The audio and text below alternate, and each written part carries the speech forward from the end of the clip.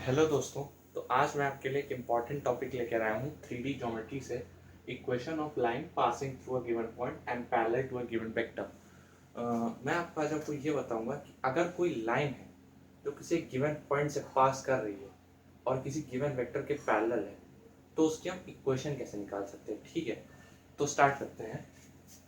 मान लीजिए मैं यहाँ पे एक कोऑर्डिनेट सिस्टम बनाऊँ, x axis, y axis, z axis. आप कहीं पे भी ले सकते हैं, चाहे इसे एक्स मान ले, चाहे इसे वाई मान ले, चाहे इसे जेड मान ले। स्पेस में, यहाँ स्पेस में मैंने एक पॉइंट ले लिया। इस पॉइंट का नाम मैं दे देता हूँ ए।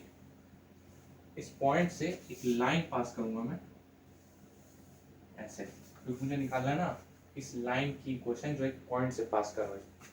इस लाइन को मैंने नाम दे दिया एल, और यहाँ से मैंने इसे ज्वाइन कर दिया, और ये हो गया A vector, position vector of A with respect to this origin. ठीक है, इसका एक रोल प्ले होने वाला है अभी। और मैंने यहाँ पे एक पॉइंट लिया पी, कोई भी आर्बिट्ररी पॉइंट ले लिया माना हुआ। ये पॉइंट तो गिवन पॉइंट है जिससे हमें लाइन पास करके इक्वेशन पता लगानी है। और ये पॉइंट तो मैंने कोई ऐसे आर्बिट्ररी पॉइंट मान लिया है, कोई भी पॉइंट है स्पेस में, कहीं भी है, आर्बिट्ररी पॉइंट है। यहाँ मैंने ओरिजिन से इसे ज्वाइन करवा दिया, और इसका पोजीशन वेक्टर हो गया आर वेक्टर। तो ये आर वेक्टर पी का हो गया पोजीशन वेक्टर, और ये ए का पोजीशन वेक्टर ए हो गया। ठीक है, उसके बाद मैंने इस लाइन के पैरेलल एक लाइन ड्रॉ कर दी, क्योंकि मुझे निकालना है ना equation of line passing through a given point and parallel to this vector, this b vector. ठीक है गाइस, तो गाइस अब यहाँ पे मैंने एपी को एक वेक्टर मान लिया और ये बी वेक्टर मान लिया। मतलब मुझे इस वेक्टर के पैरेलल जो लाइन है उसकी इक्वेशन बतानी है। तो इफ AP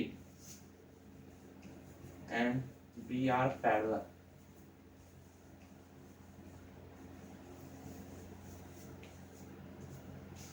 अगर आप ध्यान से देखें तो यहाँ पे AP एक वेक्टर है।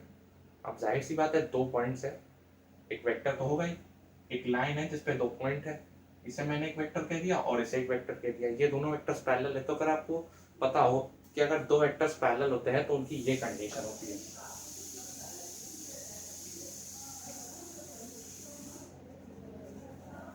where lambda belongs to real number. कोई भी दो वेक्टर्स अगर पैरेलल होते हैं तो उनकी एक कंडीशन होती है। मान लीजिए कोई ए और बी वेक्टर्स हैं, वो पैरेलल हैं आपस में, ऐसे और ऐसे, या फिर आप ऐसे और ऐसे भी कह सकते हैं। ये ए वेक्टर और ये बी वेक्टर मान लीजिए आपस में पैरेलल है, तो इनके बीच में एक कंडीशन होती है A equal to lambda B vector. बस इसमें एक कंडीशन एक और होती है कि इन दोनों का डायरेक्शन सेम होना चाहिए, मतलब डायरेक्शन सेम होना चाहिए इन दोनों का। ठीक है गाइस, इन दोनों का डायरेक्शन सेम होना चाहिए। तो मैंने यहाँ से लिया a p equal to lambda B vector, क्योंकि मुझे पता है कि ये दोनों वेक्टर्स पैरेलल है, तो मुझे एक कंडीशन लेनी पड़ेगी। उसके बाद अगर मैं देखूँ मैं ए पी को क्या लिख सकता हूँ, अगर आप ध्यान से इस डायग्राम में देखें कि मैंने एक डायग्राम बनाया है, मैं यहाँ से ए पी को क्या लिख सकता हूँ, ओ पी माइनस ओ ए। ध्यान से देखिएगा, इस यहाँ से मैं इसको ये लिख सकता हूँ, ओ पी माइनस ओ ए, और ओपी का पोजीशन वेक्टर है आर। इसका पोजीशन वेक्टर तो ये है ना आर वेक्टर, और इसका पोजीशन वेक्टर है ये। और एपी की वैल्यू तो हम पहले ही यहाँ से निकाल चुके थे, लैम्डा बी। तो क्या पता है ये दोनों वेक्टर्स पैरेलल है, तो ये कंडीशन सेटिस्फाई होनी है। तो अगर हम यहाँ से देखें तो r vector is equals to a vector plus lambda B vector, ये निकल आई है इस लाइन की equation, position vector on this line. ठीक है गाइस, तो मैंने आपको इस लाइन की इक्वेशन बता दी है। अगर आप ध्यान से देखें तो लैम्डा तो रियल नंबर है, उसकी वैल्यू जीरो हो नहीं सकती, जीरो नहीं होगी गाइस, यहाँ पे लैम्डा जीरो नहीं हो सकता। लैम्डा रियल नंबर है बट ये जीरो नहीं होगा, मतलब अगर आप ध्यान से देखें पैरेलल कंडीशन में जीरो नहीं होता है। अगर आप देखें तो अगर मैं इस लाइन पे किसी भी पॉइंट पे चला जाऊं, किसी भी पॉइंट पे चला जाऊं इस लाइन पे, तो ये इक्वेशन सेटिस्फाई होगी हर पॉइंट के लिए। This equation satisfy for all the points on this line L. तो मैं कह सकता हूँ कि इस लैम्डा की वैल्यू के लिए जो ये इक्वेशन है, मैं इस जो आर पोजीशन वेक्टर है, इस लाइन पे इस पोजीशन वेक्टर को निकाल सकता हूँ। ठीक है गाइस, क्यों? क्योंकि मुझे पता है ना कि लैम्डा की किसी भी वैल्यू के लिए मैं आर पोजीशन वेक्टर इस लाइन पे निकाल सकता हूँ। ठीक है गाइस, और ये होती है इसकी वेक्टर फॉर्म, इस इक्वेशन की वेक्टर फॉर्म। इससे आप पोजीशन वेक्टर पता कर सकते हैं, जो आर पोजीशन वेक्टर है पी का, ओ के रिस्पेक्ट में पी का पोजीशन वेक्टर इस लाइन पे आप निकाल सकते हैं। अगर आपको इसकी कार्टेशियन फॉर्म निकालनी है तो वो भी बता दूंगा, पहले आप इसे नोट कर सकते हैं। तो चलिए अब हम चलते हैं इस इक्वेशन की कार्टेशियन फॉर्म पे। तो अगर आप ध्यान से देखें कि क्या मैं इस ए के कोऑर्डिनेट्स x1, y1, z1 लिख सकता हूँ? ये है मेरे पास जो पॉइंट है, क्या मैं इसके कोऑर्डिनेट्स ये लिख सकता हूँ? डेफिनेटली लिख सकता हूँ, क्योंकि ये ए ही तो पॉइंट है जिससे ये लाइन पास हो रही है। ये पी तो एक आर्बिट्ररी पॉइंट है, x, y, z। आप ये मत समझिए कि इस पी के point x1 y1 sorry x2 y2 z2 में लिखूंगा। नहीं गाइस, ये तो एक आर्बिट्ररी पॉइंट है। मैंने यहाँ पे लिख रखा है equation of line passing through a given point. एक पॉइंट से जो लाइन पास हो रही है उसकी हमें इक्वेशन बतानी है parallel to a given vector. तो गाइस ये पी तो बस एक आर्बिट्ररी पॉइंट है जिसे हमने मतलब कंडीशन सेटिस्फाई करने के लिए लिया है। ठीक है गाइस, तो अगर मैं ध्यान से देखूं, इसके पॉइंट मैंने ये माना है, सॉरी इस पॉइंट के कोऑर्डिनेट्स मैंने ये माना है और इस पॉइंट के कोऑर्डिनेट्स मैंने ये माना है। तो अगर आपको पोजीशन वेक्टर ए निकालना है तो आप कैसे निकालेंगे? इसमें से इस ये इसके कोऑर्डिनेट्स में से इसके कोऑर्डिनेट माइनस कर देंगे। अब ये तो ओरिजिन है, इसके सारे कोऑर्डिनेट 0 0 0 ही होंगे। तो आपको पता होगा कि ए को आप ऐसे भी लिख सकते हैं x1 i cap plus y1 j cap plus z1 k cap. आप ऐसे भी लिख सकते हैं, क्यों? अगर आप देखें x1 i cap minus 0 i cap से आप माइनस करेंगे तो आएगा तो वही, क्योंकि ये ओरिजिन के कोऑर्डिनेट्स तो 0, 0, 0 है। इस ए पॉइंट के कोऑर्डिनेट पे नहीं, ये माने x1, y1, z1। और अगर आप देखें तो आर पोजीशन वेक्टर को अगर आप निकालें, ये किसके बराबर है? ओपी के। और हाँ दोस्तों, यहाँ सब कुछ जो है ओरिजिन की रिस्पेक्ट में हो रहा है। ठीक है, सब कुछ ओरिजिन की रिस्पेक्ट में है, तभी तो मैंने यहाँ पे ये लिखा क्योंकि मैंने इसे ओरिजिन की रिस्पेक्ट में माना है। तो ये भी ओरिजिन की रिस्पेक्ट में होगा आर वेक्टर। तो इसके कोऑर्डिनेट्स आप क्या लिखेंगे? सॉरी, इसको आप कैसे लिख सकते हैं? X I plus Y Z, x I cap plus Y J cap plus Z K cap. ठीक है गाइस, और गाइस यहाँ पे बी वेक्टर को आप क्या लिख सकते हैं? बी वेक्टर को आप लिखेंगे A I cap plus B J cap plus C K cap. यहाँ ए बी सी जो है वो है direction ratios of this line. इस लाइन के डायरेक्शन रेशियोज होते हैं। अब डायरेक्शन रेशियोज क्या होता है? डायरेक्शन रेशियोज वो होते हैं जो किसी लाइन को किसी पर्टिकुलर रेशियो में डिवाइड करते हैं। जैसे आपने डायरेक्शन कोसाइन सुना होगा कि अगर पोजीशन वेक्टर तीनों एक्सिस को किसी एंगल में डिवाइड कर रहा है तो उसे कहते हैं डायरेक्शन कोसाइंस।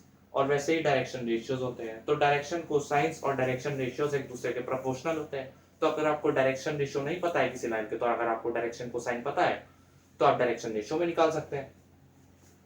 अगर आप ध्यान से देखें, ये लाइन ओरिजिन से जुड़ी नहीं है, तो अगर आप इस लाइन को ओरिजिन से जोड़ दें तो आप इसके डायरेक्शन रेशियोज आसानी से निकाल सकते हैं। अगर आपको उसके डायरेक्शन कोसाइन पता है, डायरेक्शन रेशियो पता है, डायरेक्शन कोसाइन नहीं पता, तब भी आप निकाल सकते हैं, क्योंकि दोनों एक दूसरे के प्रोपोर्शनल होते हैं। ठीक है गाइस, तो हमने वेक्टर फॉर्म क्या निकाली थी? R vector equal to a vector plus lambda v vector. इसे मैं इक्वेशन 1 मान लेता हूँ। सारी वैल्यूज इसमें सब्स्टिट्यूट कर दीजिए आप। तो मैं ये लिख सकता हूँ X I cap plus Y J cap plus Z K cap is equals to x1 i cap plus y1 j cap plus z1 k cap plus lambda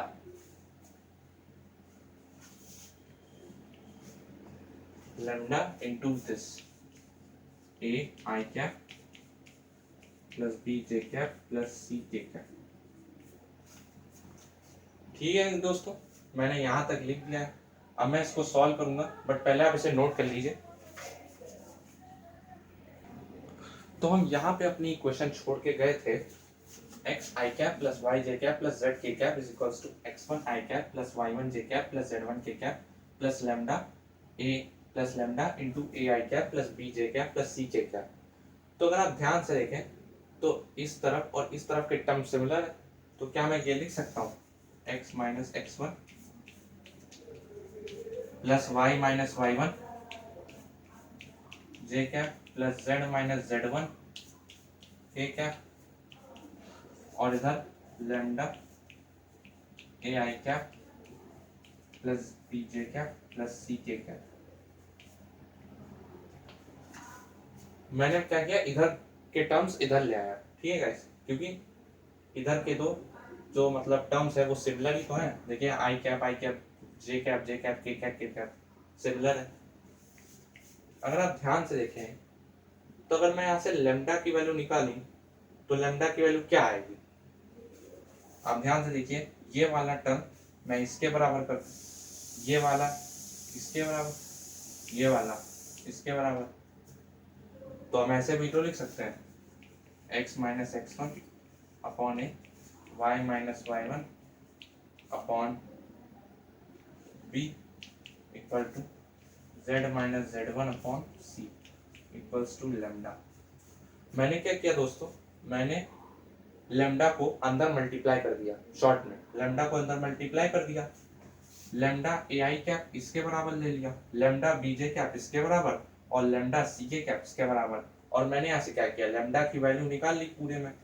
तो ये क्या हो गया, x minus x one upon a y minus Y one upon b z minus Z one upon c equal to lambda. अगर आप direction cosine के लिए लेना चाहते हैं तो उसके लिए भी ले सकते हैं। आप यहाँ पे लिख लीजिए एल एम एन, उसके लिए भी आप ले सकते हैं। सेम ही बनेगी इक्वेशन, चाहे आप यहाँ पे डायरेक्शन रेशियो दे चाहे आप डायरेक्शन कोसाइन ले। तो यही हो गई हमारी equation of a line passing through a given point and parallel to a given vector, vector form and Cartesian form.